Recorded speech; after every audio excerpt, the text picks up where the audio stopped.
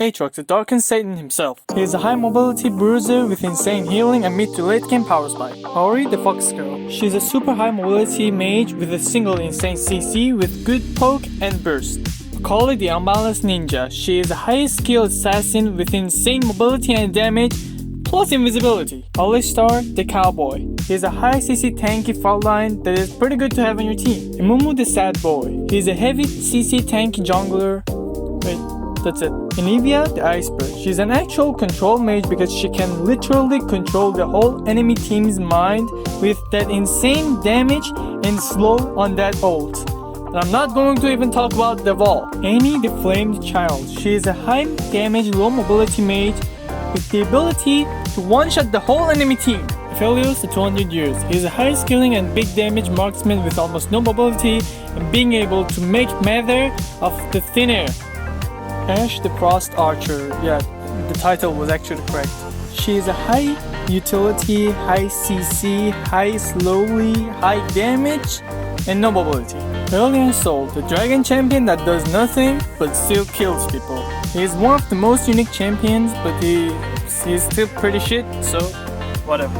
Azir the Sandberg. He is a late game carry mage with a high Q required to play and getting a lot of attention in pro play. Bard, the AFK support. He is a fun support with a unique playstyle and having a free AoE Zonia. Now that's what your ADC wants. Blitzkrank the Robot. This guy is known for his Q. Just Q. Pure Q. That's the whole thing. He is fucking Q. Let's just change the title to Q. Yeah, that's right. Brand, the hottest dude. Much like Annie, he is a high damage mage with almost no mobility and the ability to kill the whole enemy team by clicking R. Braum, the best guy in League of Legends. He is tanky support with decent CC and a great mustache. Caitlyn, the police officer. Lane blue marksman with mobility, CC, and the highest attack range in game.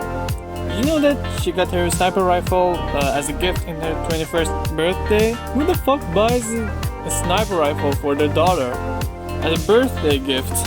Camille, the Scissor Blade. She's a powerful duelist with a heal, dash, attack speed, shield, damage, CC, a husband, car, I don't know everything. Cassiopeia, the Snake Lady. An immobile late game hyper carry with enough DPS that is basically a BPS. Cho'Gath, the big guy. This guy is a big tank, and I mean really big tank, with enough CC to make every ADC cry. He can build tank items, AP items, AD items, unhit items, lifesteal, ability haste, you name it, everything. And he has the ability to get infinitely stacks of HP and size because of his ult. So that makes him an actual giant. Corki, the pilot. Marksman mage with a dash, vision, DPS damage, burst damage, and being one of the lowest win rate champion all the time. Darius, the OP bastard. One of the strongest lane bullies and killers of all times. And being able to be OP ever since he was released. Diana, the Moon Queen. A basic champion with a lot of potential and the ability to one-shot the whole enemy team. Dr. Mundo, the unkillable Infinity Toe. This guy is one of the strongest tanks of all time due to his R, but at the same time one of the weakest because of his lack of mobility and his early game, and he's going to get a rework soon, so I'm not going to talk about him that much. Draven, the Draven. He is a Draven that likes to Draven and the ability to Draven. Echo, the Time Boy. Hands down one of the strongest champions of all time because of his dashes, his shield, his slow, his damage, and that motherfucking ultimate. Elise, the Spider Bitch. A hard to play jungler with 7 abilities, a free Zonia, 2-second stun, burst, attack speed, and a bunch of friends. Evelyn, the Bitch. A one-shotty jungler that needs level 6 to actually gank and being invisible most of the game. Israel, the Special Boy.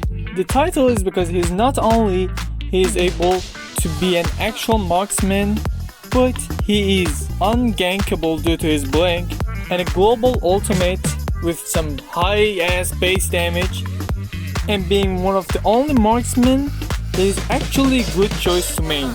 Fiddlesticks, the scary dude. This guy went from a funny doll to an actual monster, being its voice line. Fiddlesticks and of men.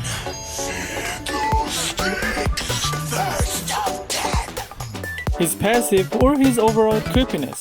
And in-game, I swear to god, in-game with that ultimate, he's even way more scary than you would think. Fiora, the Grand Duelist. Hands down, almost the strongest duelist, split pusher, team fighter, healer, stunner, 3-dotser, Fizz, the annoying ass fish kid. A high damage assassin that can kill everything but not get killed because of his E. And more mobility than most ADCs/mages. Galio the Gentleman.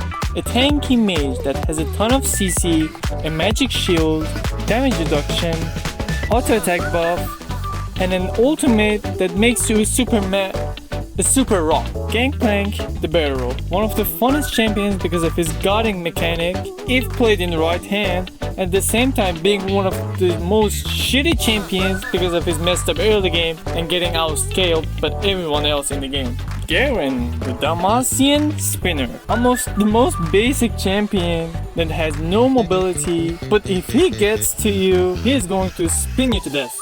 Gunnar, the Baby Giant. If you want a champion that has everything, this is your guy. Here's a list of all things that Gunnar does. He's a lane bully with range, heal, damage, split pushing abilities, CC, movement speed, attack speed, team fighting ultimate, jump, double jump, max health damage, and many more. But with all that, no one fucking plays him. He still fucking sucks.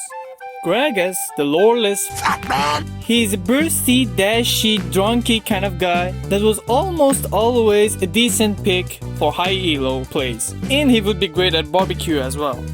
Graves, the high noon guy. One of the only marksman jungler with a high win rate and being able to have some cheesy level 2 kills to make the enemy jungler useless for the rest of the game.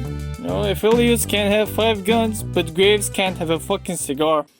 This was the first part of this series that I'm going to make, probably. Let me know if you liked it. I'm looking forward to it. I worked really hard on it. And if it gets at least 100 views, there will be a part 2. Until then, I probably see you in the next shitty video.